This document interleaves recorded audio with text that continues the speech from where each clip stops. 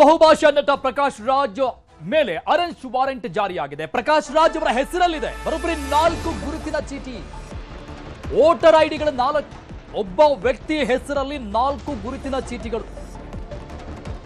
ಪ್ರಕಾಶ್ ರಾಜ್ ಹೆಸರಲ್ಲಿರೋದು ಬರೋಬ್ಬರಿ 4 voter ID.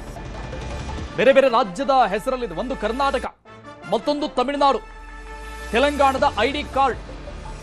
ಬರೋಬ್ಬರಿ 4 ID ಕಾರ್ಡ್ಗಳನ್ನ, ವೋಟರ್ ಐಡಿಗಳನ್ನ ಪ್ರಕಾಶ್ ರಾಜ್ ಹೊಂದಿದ್ದ. ಈ ಬಗ್ಗೆ ವಕೀಲ ದಿಲೀಪ್ ಕುಮಾರ್ ಅನ್ನೋರಿಂದ ದೂರು ದಾಖಲಾಗಿದೆ. 2019ರಲ್ಲಿ ಹಲಸೂರು ಗೇಟ್ ಪೊಲೀಸರಿಗೆ ಈ ಬಗ್ಗೆ ದೂರು ದಾಖಲಾಗಿತ್ತು. ಕ್ರಮ ಕೈಗೊಳ್ಳಿಲ್ಲ ಪೊಲೀಸರು. ಇದುವರೆಗೂ ಕ್ರಮ ಕೈಗೊಳ್ಳದ ಕಾರಣಕ್ಕೆ ಪೊಲೀಸ್ ಆಯುಕ್ತರಿಗೆ ಈಗ ದೂರನ್ನು ಕೊಡಲಾಗಿದೆ. ಕೇಂದ್ರ ಚುನಾವಣಾ ಆಯೋಗಕ್ಕೆ ದೂರು ಕೊಟ್ಟಿದ್ದಾರೆ ವಕೀಲರು. ಈಗ ಈ ವಕೀಲರ ದೂರಿನ ಮೇಲೆ ಎಸಿಜೆಎಂ ಕೋರ್ಟ್ನಿಂದ ಪ್ರಕಾಶ್ ರಾಜ್ ವಿರುದ್ಧ ಅರೆಸ್ಟ್ ವಾರೆಂಟ್ ಜಾರಿಯಾಗಿದೆ. ಕೋರ್ಟ್ ಆದೇಶ ಇದೆ. ಅರೆಸ್ಟ್ ವಾರೆಂಟ್ ಜಾರಿಯಾಗಿದೆ. ಬರೋಬ್ಬರಿ 4 ಐಡಿ ಕಾರ್ಡ್ಗಳನ್ನ, ವೋಟರ್ ಐಡಿಗಳನ್ನ ಈ ವ್ಯಕ್ತಿ ಹೊಂದಿರುವಂಥದ್ದು.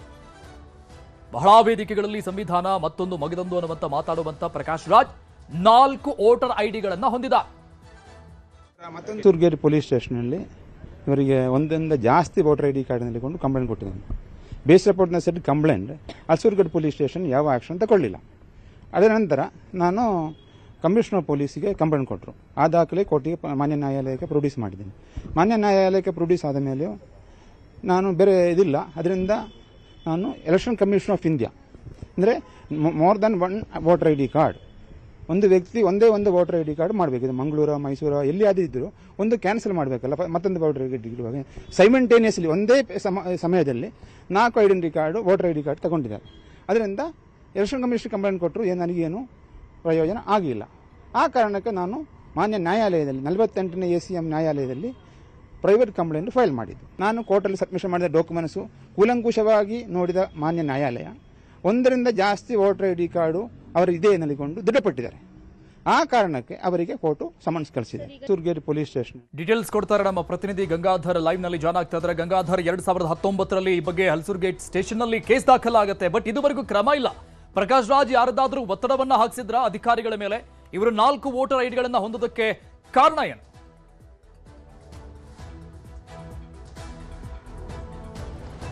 ಅರುಣ್, ಬಹುಭಾಷಾ ನಟ ಪ್ರಕಾಶ್ ರಾಜ್ ವಿರುದ್ಧವಾಗಿ ಈಗ ಕೋರ್ಟ್ನಿಂದಲೇ ಅರೆಸ್ಟ್ ವಾರೆಂಟ್ ಜಾರಿಯಾಗಿರುವಂತದ್ದು. ಮುಂದಿನ ಒಂದು ಹಿಯರಿಂಗ್ ಟೈಮ್ ಅಂದ್ರೆ ವಿಚಾರಣೆಯ ಸಂದರ್ಭದಲ್ಲಿ ಅವರನ್ನು ಅರೆಸ್ಟ್ ಮಾಡಿ ಕೋರ್ಟ್ಗೆ ಪ್ರೊಡ್ಯೂಸ್ ಮಾಡಬೇಕು ಅಂತೇಳಿ ಕೋರ್ಟ್ ಆರ್ಡರ್ ಮಾಡಿರುವಂತದ್ದು.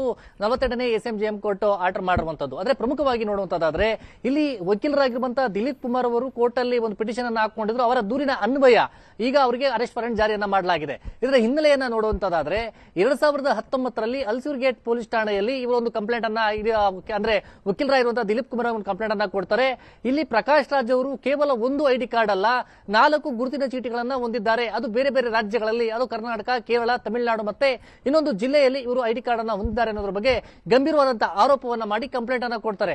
ಆ ಬಳಿಕ ಅಲ್ಲಿ ಯಾವುದೇ ರೀತಿ ಕ್ರಮ ಆಗೋದಿಲ್ಲ ಅಂತೇಳಿ ನಂತರ ಅವರು ಕಮಿಷನರ್ಗೆ ಕಚೇರಿ ಕೊಟ್ಟು ಆ ಬಳಿಕ ಅವರು ಕೇಂದ್ರ ಚುನಾವಣಾ ಆಯೋಗ ಕೂಡ ಕಂಪ್ಲೇಂಟ್ ಅನ್ನ ಕೊಟ್ಟಿದ್ದೆ. ಆದ್ರೆ ಯಾವುದೇ ರೀತಿಯಾದಂತಹ ಕ್ರಮ ಅವರ ಮೇಲೆ ಆಗಿಲ್ಲ. ಈಗ ಕಾರಣ ಕೋರ್ಟ್ ಅಲ್ಲಿ ನಾನು ಪಿಟಿಷನ್ ಅನ್ನ ಫೈಲ್ ಮಾಡಿದ್ದೆ. ಈಗ ಆ ಒಂದು ಕೋರ್ಟ್ ಅಲ್ಲಿ ನಾನು ಎಲ್ಲಾ ದಾಖಲೆಗಳನ್ನ ಸಲ್ಲಿಕೆ ಮಾಡಿರೋದ್ರಿಂದ ಅದನ್ನ ಅಂಗೀಕರಿಸಿ ಮತ್ತೆ ಸಮನ್ಸ್ ಅನ್ನ ಜಾರಿ ಮಾಡಲಾಗಿತ್ತು. ಅಂದ್ರೆ ಪ್ರಕಾಶ್ ರಾಜ್ಗೆ ಸಮನ್ಸ್ ಜಾರಿ ಮಾಡಿದ್ರು ಸಹ ಕಳೆದ ವಾರದಲ್ಲಿ ಅವರು ಸಮನ್ಸ್ಗೆ ಅಂದ್ರೆ ವಿಚಾರಣೆಗೆ ಬರಬೇಕಾಗಿತ್ತು. 2 ಸಮನ್ಸ್ ಹಾಜರಾದ ಅಂದ್ರೆ ಕೊಟ್ಟರು ಸಹ 2 ಸಮನ್ಸ್ಗೂ ಕೂಡ ಅವರು ಪ್ರೊಡ್ಯೂಸ್ ಮಾಡಿ ಅಂದ್ರೆ ಕೋರ್ಟ್ಗೆ ಪ್ರಕಾಶ್ ರಾಜ್ ಬರಲಿಲ್ಲ. ಈ ಕಾರಣ ಅವರ ಮುಂದಿನ ತಿಂಗಳು ಅಂದ್ರೆ ಜುಲೈ ತಿಂಗಳಲ್ಲಿ ಅವರನ್ನ ಬಂಧನ ಮಾಡಿ ಕೋರ್ಟ್ಗೆ ಪ್ರೊಡ್ಯೂಸ್ ಮಾಡಬೇಕು ಅಂತೇಳಿ ಅರೆಸ್ಟ್ ವಾರೆಂಟ್ ಅನ್ನ ಜಾರಿ ಮಾಡಲಾಗಿದೆ ಅನ್ನೋ ಬಗ್ಗೆ ಈಗ ವಕೀಲರು ಮಾಹಿತಿಯನ್ನ ಕೊಟ್ಟಿದ್ದಾರೆ. ಈಗ ಮುಂದೆ ಗಂಭೀರವಾದಂತಹ ಆರೋಪ ಇರುವಂತದ್ದು, ಯಾಕಂದ್ರೆ ಸೆಂಟ್ರಲ್ ಅಲ್ಲಿ ಬೆಂಗಳೂರಿನ ಕೇಂದ್ರ ಭಾಗದಲ್ಲಿ ಅವತ್ತು ಲೋಕಸಭಾ ಚುನಾವಣೆಗೆ ಅವರು ಸ್ಪರ್ಧೆ ಮಾಡಿದಂತಹ ಪ್ರಕಾಶ್ ರಾಜ್ ಬೆಂಗಳೂರಲ್ಲೂ ಕೂಡ ಒಂದು ವೋಟರ್ ಐಡಿ ಅವರದ್ದು ಇದೆ ಅಂತ ಕೂಡ ಹೇಳಲಾಗ್ತಾ ಇದೆ. ಜೊತೆಯಲ್ಲಿ ತಮಿಳುನಾಡು ಭಾಗದಲ್ಲಿ ಆಗಿರ್ಬೋದು ಮತ್ತೆ ಕೇರಳ ಭಾಗದಲ್ಲೂ ಕೂಡ ವೋಟರ್ ಐಡಿಯನ್ನ ಹೊಂದಿದ್ದು ಅವರು ಈ ತರ ಕಾನೂನನ್ನ ಅವರು ಇದು ಮಾಡ್ಕೊಂಡ್ರ ಅನ್ನೋದು ಕೂಡ ಗಂಭೀರವಾದಂತಹ ಆರೋಪವನ್ನ ಮಾಡ್ತಾ ಇರುವಂತದ್ದು. ನೋಡ್ಬೇಕು, ಇನ್ನು ಮುಂದಿನ ತಿಂಗಳು ಜುಲೈ ತಿಂಗಳಲ್ಲಿ ಅವರು ಹಿಯರಿಂಗ್ ಬಂದಂತಹ ಸಂದರ್ಭದಲ್ಲಿ ಅರೆಸ್ಟ್ ಮಾಡಿ ಅವರನ್ನ ಕೋರ್ಟ್ಗೆ ಪ್ರೊಡ್ಯೂಸ್ ಮಾಡ್ತಾರೆ. ಅದು ಲೀಗಲ್ ಒಪಿನಿಯನ್ ಪ್ರಕಾರವಾಗಿ ಸದ್ಯದ ಮಟ್ಟಿಗೆ ಅವ್ರಿಗೆ ಇರುವಂತದ್ದು ಅಂದ್ರೆ ಕೋರ್ಟ್ ಆರ್ಡರ್ ಮಾಡಿರುವಂತದ್ದು ಅಂದ್ರೆ ಮುಂದಿನ ವಿಚಾರಣೆಯ ಸಂದರ್ಭದಲ್ಲಿ ಬಂಧನ ಮಾಡಿ ಅವರನ್ನು ಹಾಜರುಪಡಿಸಬೇಕು ಅಂತೇಳಿ ಈಗ ಆ ನಿಟ್ಟಿನಲ್ಲಿ ಈಗ ಕೋರ್ಟ್ ಆರ್ಡರ್ ವಿಚಾರವಾಗಿ ಪೊಲೀಸರ ಬಗ್ಗೆ ಪರಿಶೀಲನೆ ಕೂಡ ಮಾಡ್ತಾ ಇರುವಂತದ್ದು. ಸದ್ಯ ನೋಡ್ಬೇಕು ಏನ್ ಬೆಳವಣಿಗೆ ಆಗುತ್ತೆ ಮುಂದಿನ ತಿಂಗಳಲ್ಲಿ ಅಂತೇಳಿ. Arun, thank you Gangadhar ಡೀಟೇಲ್ಸ್ಗೆ.